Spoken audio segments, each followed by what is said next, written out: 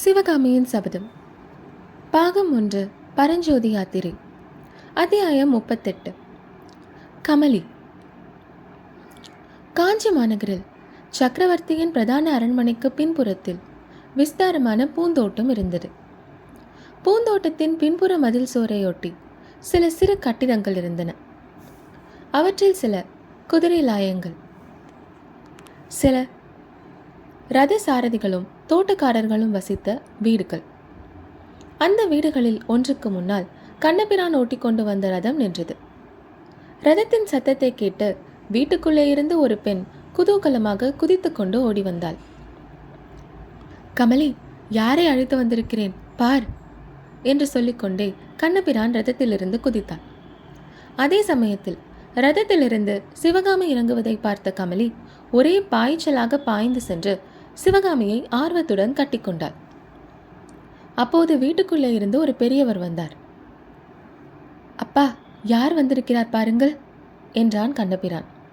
அந்த பெரியவர் உற்று பார்த்துவிட்டு, வாருங்கள் ஐயா என்று சொல்லிக்கொண்டே ஆயனரின் அருகில் சென்றார். பெரியவரும் ஆயனரும் பேசிக்கொண்டே வீட்டு திண்ணையில் அமர்ந்தார்கள். கமலியும் சிவகாமியும் உள்ளே போனார்கள். சிவகாமியும் கமலியும் குழந்தை பிராயத்திலிருந்தே தோழிகள். ஆயனர் காஞ்சியில் இருந்த காலத்தில் அவருடைய வீட்டுக்கு அடுத்த வீட்டில்தான் கமலியின் பெற்றோர்கள் வசித்தார்கள். சிவகாமி குழந்தையாக இருந்த போதே அவளை காட்டிலும் 1.5 வயது மூத்தவளான கமலி சிவகாமியை தன் மடியில் வைத்துக்கொண்டு தங்கச்சி என்று அருமையாக அழைத்து சீராட்டுவாள். குழந்தை சிவகாமியும் அக்கா அக்கா என்று மழலை சொல்லில் குழறுவாள். இவ்வாறு ஆரம்பித்த அந்த குழந்தைகளின் சிநேகமும் நாளுக்கு நாள் வளர்ந்து வந்தது. ஆயனர் காட்டுக்குள்ளே சென்று வீடு கட்டிக்கொண்டு வசிக்க தொடங்கிய பிறகு கமலியும் அடிக்கடி அங்கு வந்து மாத கணக்கில் தங்கியிருப்பாள். சிவகாமி ஆட்டம் பயிலும் போதெல்லாம் கமலி அவள் எதிரிலிருந்து இமை கொட்டாமல் பார்த்து கொண்டிருப்பாள். அவளுடைய ஆட்ட திறமையை பாராட்டுவாள். என் தங்கச்சிக்கு இணை 7-14 உலகத்திலும் கிடையாதே என்பாள். ஆயனருக்கு அடுத்தபடியாக சிவகாமிக்கு ஆட்டக்கலையில் ஊக்கமளித்தவள் கமலி என்றுதான் சொல்ல வேண்டும். கமலியின் தகப்பனார் காஞ்சியில் பெயர் பெற்ற குதிரை வியாபாரி. அரேபியா முதலான வெளி தேசங்களிலிருந்து அவர் குதிரைகள் தருவிப்பார். மாமல்லபுரத்து துறைமுகத்தில் கப்பலில் வந்து குதிரைகள் இறங்கும். அவற்றை காஞ்சிக்கு கொண்டு வருவார். முதலில் அரண்மனை குதிரை லாயத்தின் தலைவரும் பல்லவ சைனியத்தின் குதிரைப்படை தலைவரும் வந்து புதிதாக தருவிக்கப்பட்ட குதிரைகளை பார்ப்பார்கள்.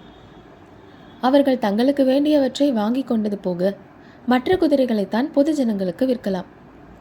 இதன் காரணமாக அரண்மனை குதிரை லாயத்தின் தலைவர் அடிக்கடி கமலியின் தந்தையை சந்திப்பதற்காக அவருடைய வீட்டுக்கு வருவதுண்டு. சில சமயம் அவருடன் அவருடைய மகனும் வருவான். அந்த வாலிபன் பெயர்தான் கண்ணபிரான்.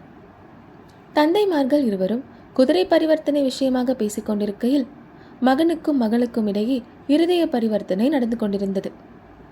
இரு குடும்பத்தாருக்கும் விஷயம் தெரிந்தபோது கண்ணபிரானுக்கும் கமலிக்கும் கல்யாணம் செய்து வைத்தார்கள். இது நடந்து வருஷம் 1.5 ஆயிற்று. இந்த 1.5 வருஷமும் சிவகாமியும் கமலியும் சந்திக்கவில்லை என்றாலும் அவர்கள் ஒருவரையொருவர் நினையாத நாள் கிடையாது. இரவு உணவு அருந்திய பின்னர் ஆயனரும் அரண்மனையின் அஸ்வபாலரும் வாசல் திண்ணையில் காற்றோட்டமாக படுத்துக்கொண்டு யுத்த நிலைமையை பற்றி பேசத் தொடங்கினார்கள். வீட்டுக்குள்ளே அரண்மனை பூந்தோட்டத்தை அடுத்திருந்த அறையில் சிவகாமியும் கமலியும் படுத்து பேசி தீர்த்தார்கள்.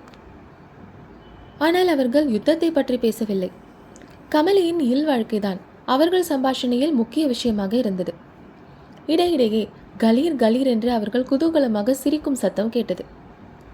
இரவு 1.5 ஜாமத்திற்கு மேல் ஆன போது வாசல் திண்ணையிலிருந்து ஆயனரும், அம்மா சிவகாமி, உதயத்திற்கு முன்பு நான் புறப்பட வேண்டும், பேசியது போதும், தூங்கு என்றார். கமலியும் சிவகாமியும் உடனே கண்ணை மூடிக்கொண்டு தூங்குவதற்கு பிரயத்தனம் செய்தார்கள். சிறிது நேரமானதும் சிவகாமி தூங்கிவிட்டதாக எண்ணிக்கொண்டு கமலி சத்தம் செய்யாமல் எழுந்திருந்து அந்த அறையின் ஒரு பக்கத்து கதவை திறந்து கொண்டு அடுத்த அறைக்குள் சென்றாள். சிவகாமி கண்களை மூடிக்கொண்டிருந்தாலே தவிர உண்மையில் தூங்கவில்லை. அவளுடைய உள்ளத்தில் எத்தனையோ எண்ணங்கள் அலைமேல் அலையெறிந்து தோன்றிக் கொண்டிருந்தன. கமலிக்கு கண்ணபிரான் மேல் காதல் உண்டான நாளிலிருந்து அவள் தன்னுடைய அந்தரங்கத்தையெல்லாம் சிவகாமியிடம் அடிக்கடி சொல்வதுண்டு. ஆரம்பத்திலிருந்தே கமலியின் காதல் ஆனந்தமாகத்தான் இருந்தது. எந்தவித துக்கமோ வேதனையோ அவள் மனதில் ஏற்பட்டதே இல்லை. அந்த நாட்களில் அவளுடைய பேச்சு ஒரே குதூகலமாகவும் எக்களிப்பாகவுமே இருந்து வந்தது. கல்யாணத்திற்கு பிறகு அந்த தம்பதிகளின் இல்வாழ்க்கையும் அப்படியே குதூகலமாக இருக்கிறது என்பதை இப்போது சிவகாமி தெரிந்து கொண்டாள்.